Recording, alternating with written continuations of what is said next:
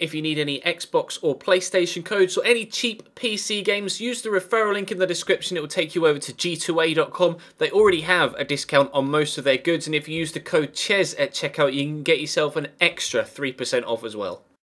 Hey guys, how's it going? Ches back again, and welcome to episode number 23 of the Chelsea career mode here on FIFA 16. In the last episode, things were getting rather tight at the top of the table, so we need to make sure that we keep growing off the field. As you can see here, we are, although those Ds aren't necessarily the most impressive results from that week's worth of training. But the two kids on the left-hand side did very well, Kennedy and the young regen. So we jump into, actually, the first game of the Champions League quarter-finals against familiar opposition. It's Arsenal. As you can see, Manchester United have Barcelona, Atletico have Bayern, and Real Madrid have PSG. So every single side that is in the competition in the quarter-final stage is a big hitter. It's only big clubs left in the competition now, so it's going to be a real fight to get ourselves through to the Champions League final. Now, we've played Arsenal a couple of times this year, obviously in the league twice, and we played them in the Community Shield.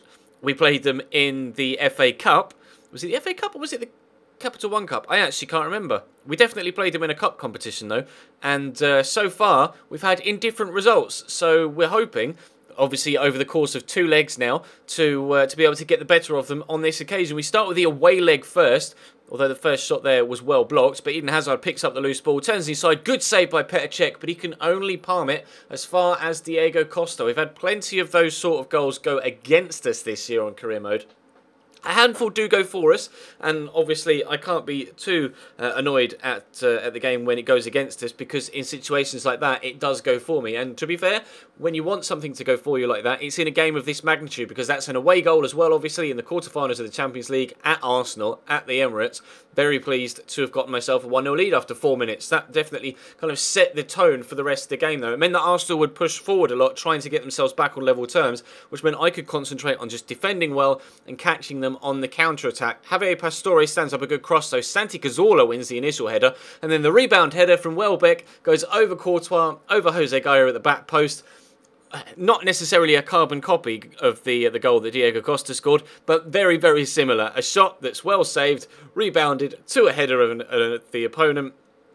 A goal goes into the back of the net. So it's 1-1. We're kind of EA bullshit apiece. 1 goal apiece. So we push further on into the second half. Diego Costa has actually been playing very well for us recently. Gets it into Willian, gets it through to Pogba. Mertesacker commits himself to the challenge. Wrong decision, pair.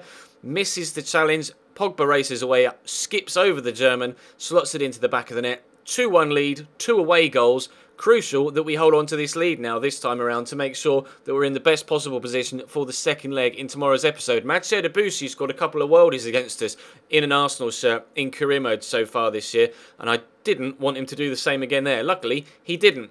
Olivier Giroud, though, not a penalty in my eyes, and you'll see from the replay. Oh, actually, you can't actually see that well from the replay, because Matic is in the way, but Giroud kicks Cahill there. There's no attempt at a tackle. Giroud kicks Cahill, goes down. I try the Bruce Grobbelaar wobbly legs with Thibaut Courtois, and it works. He got inside the head of the Frenchman. Not really too sure where it zoomed in on Joel Campbell there, but we were able to get inside Giroud's head and make the save in the last minute. So a 2-1 victory is what we get, despite the fact that Arsenal had a very, very late penalty.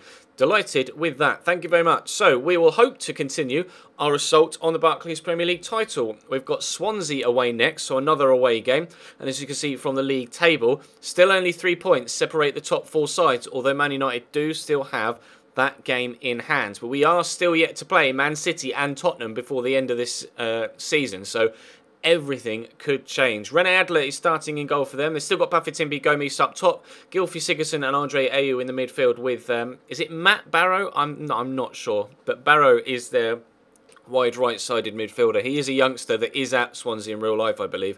Although, again, I may be wrong, and if I am, feel free to correct me in the comments. But we're starting a rotation side here, as you can tell, because obviously the next leg of the Champions League is coming just 3 days after this one, and I want my best players available to play Arsenal. Arsenal pose a much stronger test than the one that Swansea do, albeit this one being away from home, and the second leg against Arsenal will be at Stamford Bridge. But on FIFA, you know, home advantage doesn't really seem to pay that much dividends. So So obviously you just want your best players available for the most important games. We are, though, seemingly on top in this one so far. Remy had a shot, not Remy, Ramirez had a shot, and I think Oscar was the one that had that second shot there, and then tipped over the top of the. Oh, no, didn't tip it. I just saw the referee point to the